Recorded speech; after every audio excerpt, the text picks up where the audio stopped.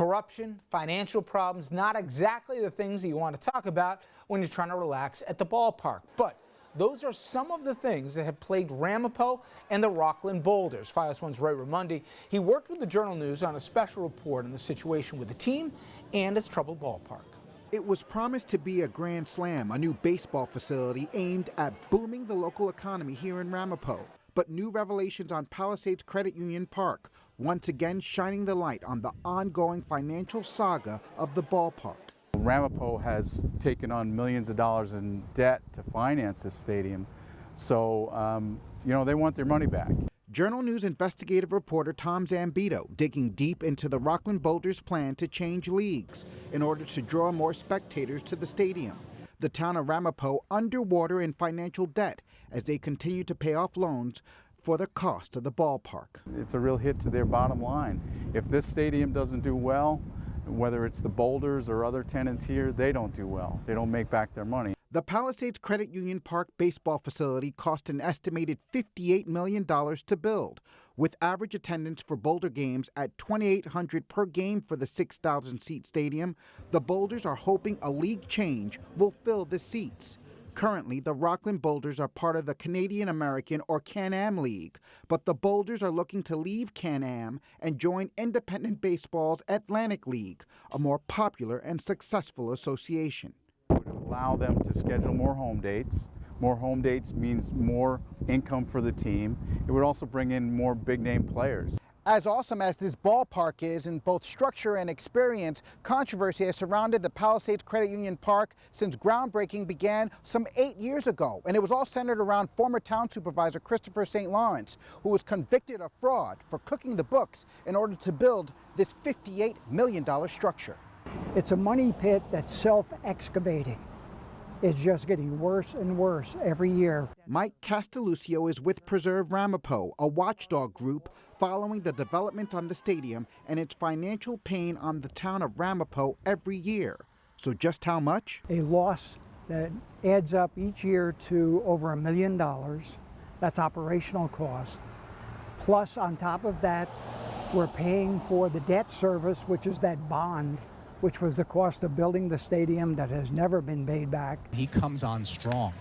So the question now, will the Boulders' possible league change hit it out of the park in hopes of saving Ramapo's financial woes? The team and town are hoping so, as both are banking on a financial prayer before they strike out for good. At the Palisades Credit Union Park, Ray Ramundi, Fios 1 News. Thank you, Ray. The full piece on the Boulders and the stadium, it's on LOHA.com as we speak. It'll also be featured in Sunday's Journal News. Investigative reporter Tom Zambito, he wrote the piece, and I sat down with him yesterday. I'm curious, when you delved into the finances, were you surprised more about just how bad they are, or that people aren't doing everything possible to learn how bad they are? Right. Yeah, I mean, that's always been the question we've had is how much they're losing. We always kind of knew how much the Boulders were giving into the town every year. How much they're losing was an eye-opener. It's about somewhere around $1.4, $1.6 million a year. So the town of Ramapo, did you figure out how they're losing that amount? Because I remember the ballpark opened to such fanfare and everything else, that they had learned mistakes of other communities and parks that had opened before, and after the first year they were having trouble making the numbers work. How did they screw this thing up so bad, if they did? Well, as you know, I mean, it was born out of scandal, right? St. Lawrence is Christopher St. Lawrence is indicted over it, right? But it was a very ambitious project. It's a beautiful place. Yeah. It happens to be one of the nicer minor league stadiums you'll ever see, and that's the problem, is that you have 5,800 or so seats, and you have to make that. You have to use that facility, squeeze as much out of it as you can. Now they've tried. There was some hockey rinks. There was a hockey rink in there. Some high school teams came in and played. They've had concerts, but they really haven't been able to sustain, growth so that they can make up that number, the expenses, which is well over $2 million a year. It's very hard to cover it. Do you think, as Scott Vanderhoff is a frequent guest in this program, 5-term county executive, he didn't want to put his arms around this when this thing was being proposed at the time. A lot of people had red flags, yet they still moved ahead with it. Right, he wasn't alone. The state controller had, raised concerns about it as well. So, yeah, all those red flags were there, and all the concerns that people had. Heck, the town of Ramapo voted it down. They didn't want it. But now we're in a situation where it's there. Yeah. You have to try and fill it up as best you can. So the new administration is sort of pushing ahead with these new ideas. Maybe a soccer team, maybe a minor league football team of some sort, more concerts. The Boulders are talking about moving into another league where they could bring in big name players and fill more seats. Yep. So talk about last Thursday. What happened where literally the town had to fund the liability insurance. Why? In part because they're just the expenses of this have become just so exorbitant. An independent auditor, which I would have assumed would have been a no-brainer, still hasn't been brought in.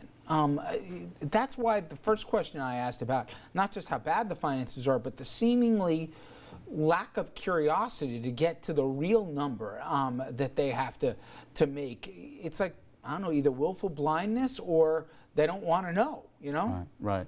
Yeah, I mean, it's a good question, Rich, and it's I really don't know why that hasn't been answered. For years, the place essentially was under siege because, you had the supervisor was indicted, everyone was being subpoenaed. So now, as they're trying to get back on their feet, I think they're trying to figure it out. And they have a big job ahead. I mean, filling that place is not going to be easy. You mentioned about maybe changing league affiliations. I guess twofold. Are other teams in the Can-Am League profitable? And do you believe it would make a big difference if they took the Can away from their league and they're in, the American, Right. How much of a difference does that really matter? I think, the Atlantic League, where they want to go, is a more popular league. It would significantly, it would allow them to increase the salary cap. Increasing the salary cap means that you can hire some of these ex-big leaguers who will bring in like they do in the Long Island Ducks and the Yeah, rest, the Ducks right now have K-Rod. Francisco Rodriguez is playing out there. They could do those sort of things. Boulders a couple of years ago brought in Hojo, Howard Johnson, right? And in 2 days they had 5,000 fans each day. So those sort of things can really goose attendance over a couple days. Sustained growth, I'm not sure. What's your gut tell you a year from now? Do you think they finally have their arms around this thing? They figured it out, or they're just No, I think it's a long slog. I mean, that budget gap, 1.4 million, you have to figure out how to close that every year, or at least get close to closing that. Otherwise, that has a significant impact on your tax rate, those sort of things. So, whether it's the Boulders moving into another league, that's not the foolproof solution. No. I mean, that just bumps your number up a little bit. They still have to close it with other things. And finally, by and large, minor league baseball, we see it with Hudson Valley Renegades, you see it with the New Jersey team as well, the Jackals and others. Do they tend to do well, or is it more the exception than the norm that minor league baseball is a winning proposition? It's a struggle. I mean, there was a building boom in the 90s after Bull Durham and all that hysteria after the film. It was just overbuilt. And all the, we talked to an economist in the story who said it's just, this idea that it's going to be, save your community and bring in revenue is not really the case. It works. There are some places it's worked very well. And those places are typically areas not like ours where you have option to go to the Yankees and the Mets and other options, but it's when it's the only show in town. Anyway, Tom, really interesting insight. I appreciate the time. Thanks so much. Rich, Up next, we're going to take a look at the shocking amount of food that we Americans waste and how that affects everything from household budgets to the environment. A special report with our partners at The Record. That's coming up next.